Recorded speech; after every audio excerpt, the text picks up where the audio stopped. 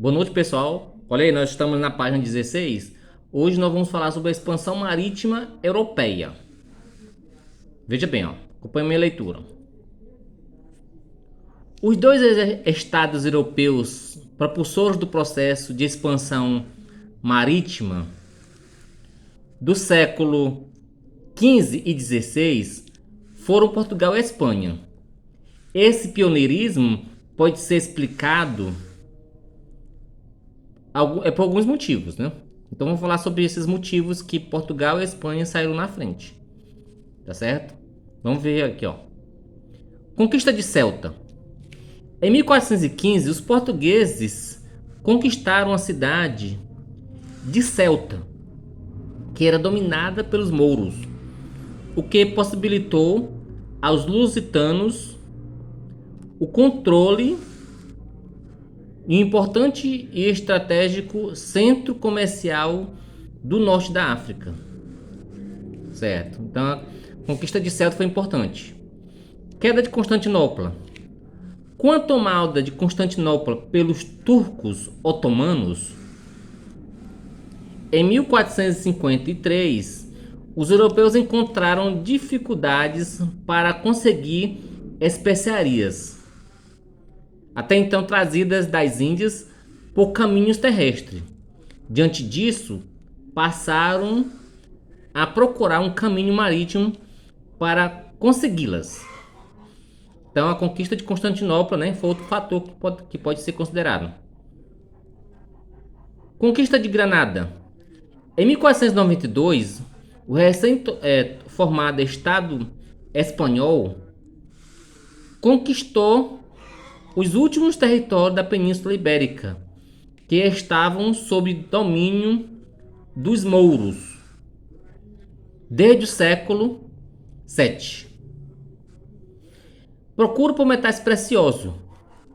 O acúmulo de ouro e prata era uma prática comum nos estados europeus do século XV e XVI. Esses metais eram, além de serem para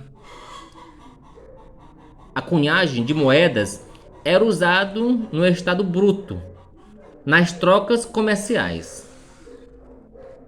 Religiosidade. A ideia de evangelização, ou seja, levar a fé cristã a pessoas que não a conheciam, era muito forte nos estados de Portugal e Espanha, nos séculos XV e XVI.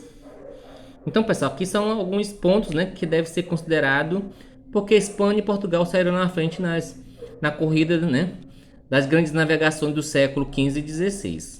A gente pode considerar também que Espanha e Portugal saíram na frente porque foram os dois estados que se unificaram na Europa. Foram os dois primeiros, né? Portugal, depois Espanha. Então isso deve ser levado em consideração. Lembrando que as dificuldades que os europeus passavam naquela época também impulsionou, tá? Ver que eles não conseguiam produzir alimento suficiente, né, para seu sustento.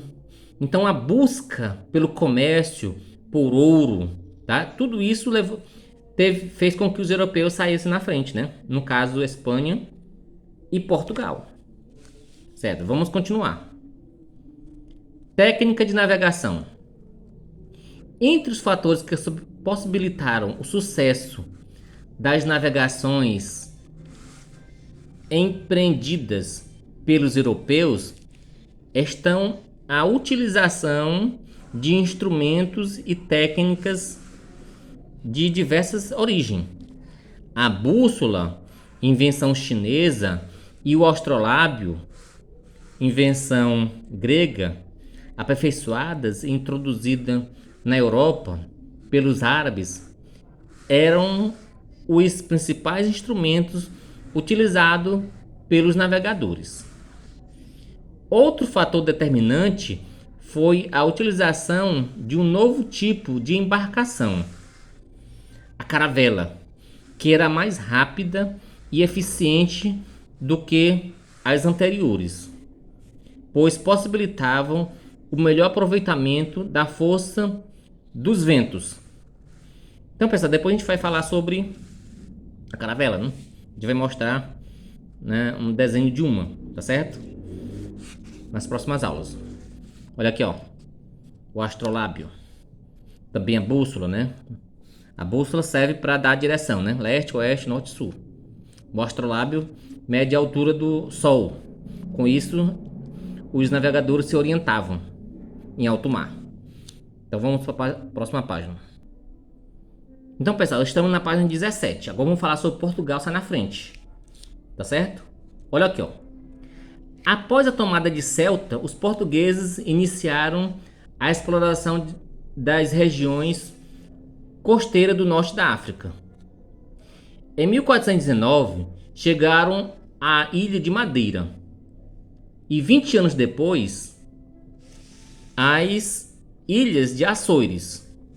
No ano de 1434, outra expedição portuguesa, comandada por Gil Eanes, conseguiu passar o cabo do Bojador e voltar a Portugal.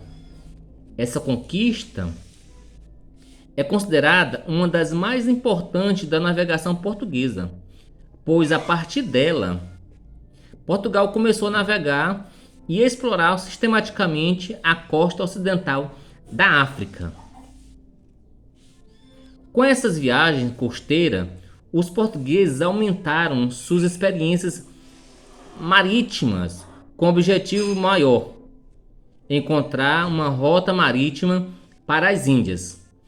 Isso se tornou mais próximo em 1487, quando uma expedição comandada por Bartolomeu Dias ultrapassou o território, passou o temido Cabo das Tormentas, extremo sul da África, que mais tarde passou a se chamar de Boa Esperança. Bom, pessoal, agora vamos dar uma análise nesse mapa mundi. Aqui, ó, que explica como foi as grandes navegações portuguesas e espanholas. Aqui, ó. Então, só um momento. Isso, tá aqui. Daqui é o continente europeu, né? E aqui embaixo, africano. Então, Portugal e Espanha fica bem aqui nessa península. Então, é estratégico, né? Portugal e Espanha procurar uma saída para o mar, tá? E sair das suas dificuldades econômicas, né? Atrás de comércio, comercializar para sair dessa dificuldade. Então, os espanhóis, eles tinham uma estratégia. Então, Cristóvão Colombo, naquela época, ele já imaginava que a Terra era redonda, né, e não plana, como alguns até hoje acreditam. Então, ele teve a estratégia, navegar pelo Oriente, né? Não, para o Ocidente e chegando pelo Oriente. Não, ó, já que a Terra é redonda, ele vem por aqui e chega por aqui, né? A estratégia é mais ou menos isso. Então ele queria chegar às Índias. Então ele foi aqui, após 22 dias de navegação, ele chegou aqui na América Central e achou que tinha chegado nas Índias. Por isso chamou os nativos de índio. Olha a explicação, tá? Agora os portugueses, a estratégia foram outras, né? Foi outra. A estratégia dos portugueses é navegar costeando o continente africano até chegar às Índias. Então foi um processo que levou mais de um século, né? Eles conquistaram aqui a ilha de Açores, né? Madeira. Aí eles conquistaram Ceuta, o Cabo Bojador, tá? 20 anos depois, Cabo Verde. Então foi um processo lento. Então, até quando eles contornaram esse cabo aqui, ó, africano, tá? Ele conseguiu passar até chegar a Calicut, nas Índias. Então, durante esse processo, eles acabaram chegando aqui na América do Sul, né? Onde hoje é o Brasil. Tá certo? Vamos ver aqui a linha do tempo. O vídeo está se estendendo, né? Vamos ser rápido. Aqui, ó. 1434, português atravessa o Cabo do Bojador. Acabamos de ver, né, pessoal?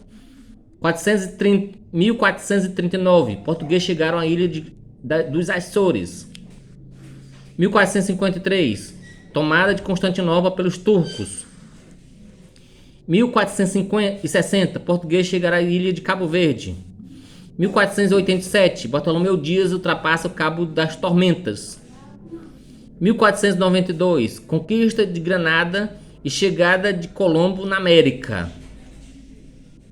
1494, assinatura do Tratado de Tordesilhas. 1498, Vasco da Gama chega às Índias, chega a Calicut nas Índias, né? E 2 anos depois, né, Pedro Álvares Cabral chega ao Brasil.